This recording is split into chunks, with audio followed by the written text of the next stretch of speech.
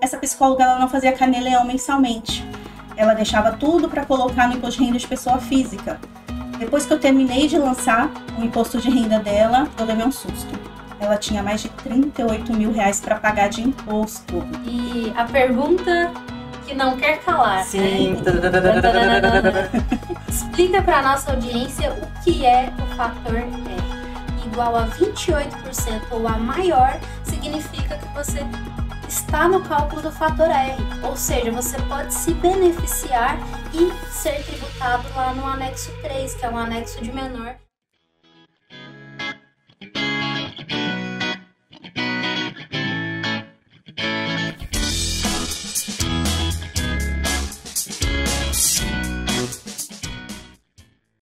Oi pessoal, bom dia, boa tarde, boa noite. Meu nome é Laís Freire, sou advogada e host do Pode Simplificar. Hoje é o nosso episódio 45 e nós vamos falar sobre oportunidade de redução do Simples Nacional através do fator R. E para apresentar o programa de hoje, ao meu lado está minha host querida, Michele Francisco. Oi, Mi. Oi lá. Oi, querida audiência do Pode Simplificar. É um prazer estar com vocês em mais um episódio. E nossa oportunidade de redução daquela guia do Simples Nacional, que às vezes impacta no fluxo de caixa. Eu tô animada com esse tema. Também. E para falar sobre esse tema, trouxemos uma especialista, uma contadora. Vou falar um pouquinho para vocês sobre o currículo dela. Ela é contadora, né? Conta com uma experiência na área de contabilidade há 18 anos, graduada pela Faculdade Brás Cubas de Mogi das Cruzes, pós-graduanda em gestão empresarial com ênfase na reforma tributária, se especializou na contabilidade para psicólogos, onde está expandindo seus estudos em toda a área médica, e seu objetivo é trazer tranquilidade e transparência para empresários, focada na redução da carga tributária. Seja muito bem-vinda, Jaqueline Cantelli. Eu que agradeço. Muito obrigada, meninas. Um prazer estar aqui com vocês. A gente que agradece, né? Sim, é uma honra ter você aqui com a gente. Muito obrigada. E eu comentei aqui, né, que antes de você falar pra gente sobre o fator R, todo mundo quer saber sobre isso, o que despertou seu interesse em se especializar na contabilidade na área médica? Bom, na verdade, assim, toda a minha profissão, né, se deu por oportunidade, né? Tem muita gente que tem o sonho de ser contadora, que tem o sonho de se especializar em um certo departamento. O meu tudo surgiu como oportunidade. Então, quando eu comecei a me especializar, eu entrei no escritório de contabilidade com 19 anos, fiz o curso técnico pelo Senac, depois passei para a graduação, que foi pela Brás Cubas, e a partir do momento que eu estava na graduação, eu comecei a prestar serviço fazendo imposto de renda de pessoa física, né? E os impostos que apareciam era sempre de quem era CLT, não tinham muitas novidades, não tinham muitas coisas burocráticas, então eu não desenvolvia muitas coisas novas, né? Até que apareceu uma psicóloga autônoma para que eu pudesse fazer o imposto de renda pessoa física dela. E aí eu fiquei animada, falei, poxa, uma coisa nova, né? Vamos fazer, vamos estudar sobre, porque tudo é questão de estudo também. Essa psicóloga, ela não fazia carnê-leão mensalmente. Ela deixava tudo para colocar no imposto de renda de pessoa física. Depois que eu terminei de lançar o imposto de renda dela, eu levei um susto. Ela tinha mais de 38 mil reais para pagar de imposto. Nossa. Ela já faturava muito bem. E aí eu falei, como que eu vou passar isso para ela? Eu fiquei constrangida, parecia que aquele dinheiro vinha para mim. Né? A gente fica constrangido de passar uma informação para o cliente. Eu falei, como que eu vou passar, né, de repente isso para ela? E aí eu lembrei da CLT, as meninas que já trabalharam comigo vai lembrar, porque eu sempre falava assim, a gente nunca passa um problema se a gente não tem uma solução, né? Sim. Então, o problema já aconteceu, né? Sim. Então, a gente precisa de uma solução para aquele problema. E eu fiz um estudo tributário, uma consultoria tributária em cima dos valores que eu tinha, que era referente ao ano anterior. Então, ela já estava faturando mais do que eu tinha de informações, mas fiz sobre as informações que eu tinha. E passei para ela, falei, olha, o seu imposto ficou altíssimo, né? Nós conseguimos parcelar em 8 vezes, que é o máximo aí, que nos permite, mas eu fiz uma consultoria tributária, se você abrir um CNPJ, né, não trabalhar mais como autônoma, fica mais viável, né, você terá menos custo com isso, e coloquei a simulação de um e de outro. Tinha outras opções também de tributação, mas ainda o fator R com Simples Nacional, ele era mais viável no caso dela. E ela, quando viu a mensagem, ela ficou muito assustada com o imposto, mas rapidamente ela falou, já que me passa quais são os documentos, vamos abrir o CNPJ agora. E aquela sensação de, poxa, ela assustou também com o imposto, mas foi muito bacana dela entender que ela pode passar para um outro regime tributário e eu consegui ajudá-la dessa forma, né? Vamos fazer, agora já vai ter que pagar, mas vamos fazer algo para que você não pague tanto no futuro, né? E foi aí que eu comecei a me especializar.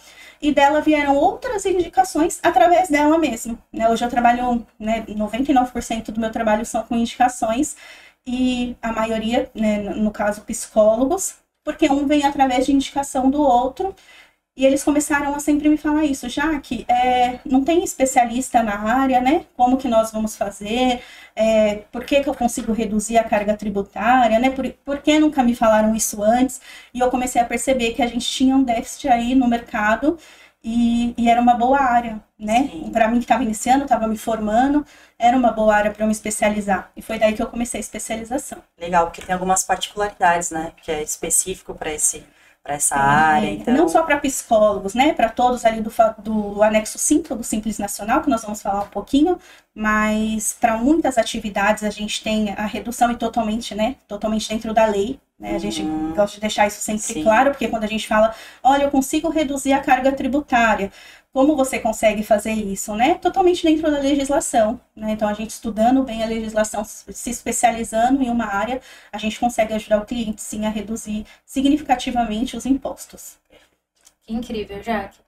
E a pergunta que não quer calar, sim. Né? Explica para a nossa audiência o que é o fator R. Bom, vamos lá. O fator R é o cálculo que define determinadas atividades em quais anexos dos Simples Nacionais elas vão estar. Então, para a Receita Federal, algumas atividades são denominadas como atividades intelectuais, né? Como psicólogos, terapeutas, fisioterapeutas, nutricionistas. Essas atividades, elas estão no anexo 5 do Simples Nacional. O que isso quer dizer? Elas iniciam uma tributação de 15,5%. Né?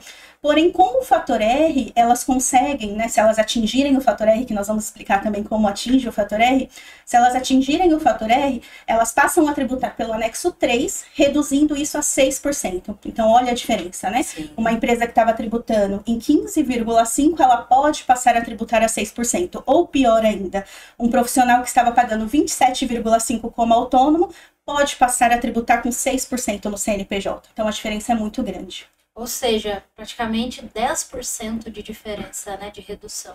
No CNPJ, sim, né? Se a gente for falar de pessoa física, um percentual ainda maior. Muito bom. E o fator R só existe para o Simples Nacional? Sim, o fator R hoje ele é um benefício do Simples Nacional. Teve uma lei complementar em 2006, a 123 de 2006, que ela fez alguns benefícios para a parte de microempresas e empresas de pequeno porte, né? Então, antes existia o anexo 6 do Simples Nacional.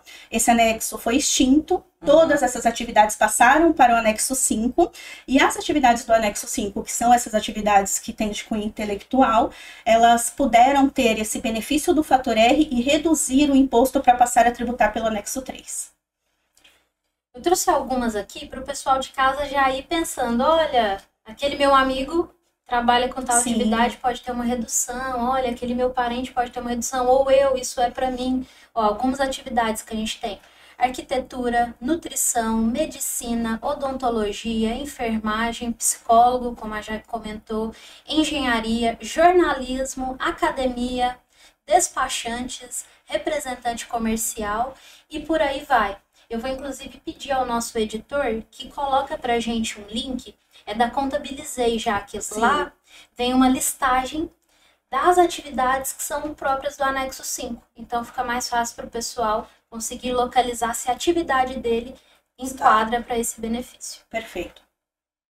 Bom, Jaque, explica para nós, para o pessoal, quais as diferenças entre o fator R e outros métodos de apuração. O fator R, né, como nós havíamos falado, ele é um benefício do Simples Nacional.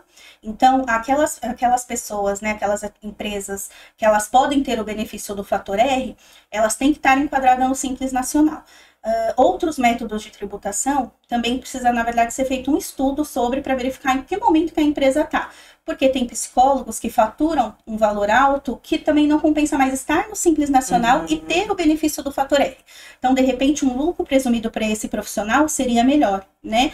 Então, essa seria a diferença. Na verdade, é uma consultoria tributária, que nós temos que identificar de cada cliente, para saber qual o momento que aquela empresa está e aonde compensa ela se alocar para pagar menos impostos. É o que a gente sempre fala, nem sempre o Simples Nacional é simples assim, às vezes um Exato. outro regime tributário pode ser melhor para a empresa, então vai de caso a caso, que vai de encontro com a minha próxima pergunta, que é como o fator R pode influenciar a escolha do regime tributário para as novas empresas.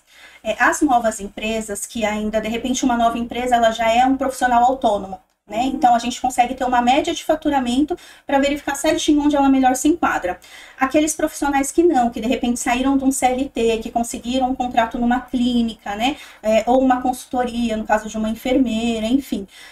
Essas novas empresas que não têm uma média de faturamento, com certeza o Simples Nacional e o fator R é o que vai beneficiá-las, né? Porque elas vão estar na menor alíquota.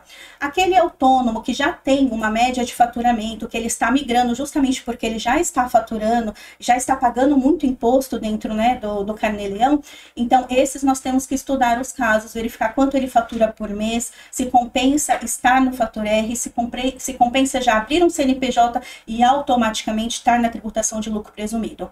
Então, compensa muito, mas desde que a gente faça um planejamento tributário em cima dessas informações. Bom, e como calcular esse fator R corretamente, né? Explica para o pessoal como é o cálculo, até para a pessoa entender mais na prática o que é o fator R. Tá ótimo, vou até falar com o pessoal diretamente aqui. O fator R, ele nada mais é do que a massa salarial dividido pela receita bruta, né? E aí vocês podem perguntar, Jaque, o que é essa massa salarial, né? A massa salarial é tudo que compõe a folha de pagamento. Então, salários, 13º, FGTS, Prolabore, que essa é a grande dica aí, o Prolabore, ele é uma folha de pagamento. Então, isso que é um bom benefício aí para o profissional. E também o INSS, que é o CPP, que nós vamos falar um pouquinho mais para frente. Ótimo. E para empresas que atuam em mais de uma atividade, o fator R pode ser utilizado por elas? Temos que tomar muito cuidado, tá? A empresa, vamos supor que, porque para a Receita Federal, o cálculo do Simples Nacional, ele é feito sobre a receita bruta, ele não é feito sobre a atividade.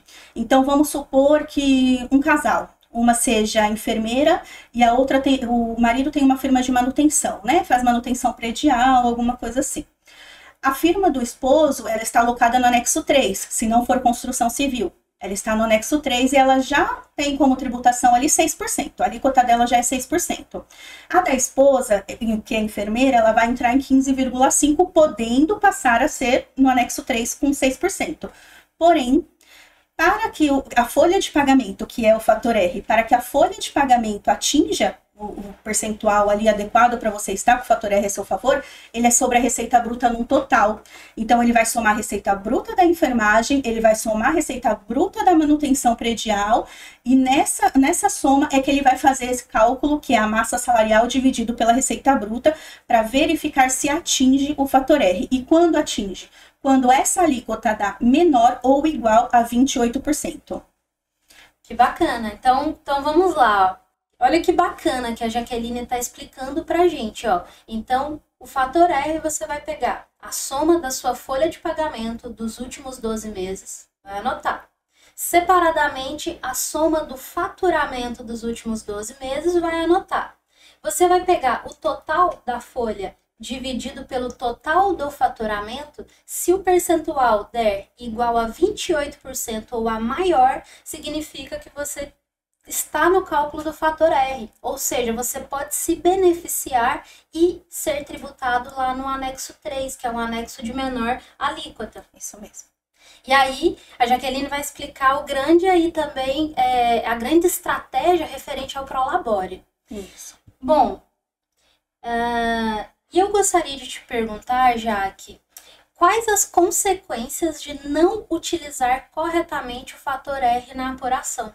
Eu vou te parar, porque a gente precisa dessa pergunta, dessa resposta, na verdade, na parte 2. O que você acha? Eu acho uma boa. E, inclusive, eu também quero saber se Quem não utilizou o fator R no cálculo, pagou a mais, você pode retificar, você pode refazer. Então, fica para a parte 2, né? Fica, olha, gente, 2 perguntas super interessantes que ela vai responder pra gente na parte 2. Então, você que gostou desse episódio, curta, comente, compartilhe e aguarde a parte 2, que vem muito mais informações para vocês. Importantes, hein? Um grande beijo, pessoal. Vamos dar um tchau ali pra galera. Tchau, tchau, pessoal. Tchau, pessoal.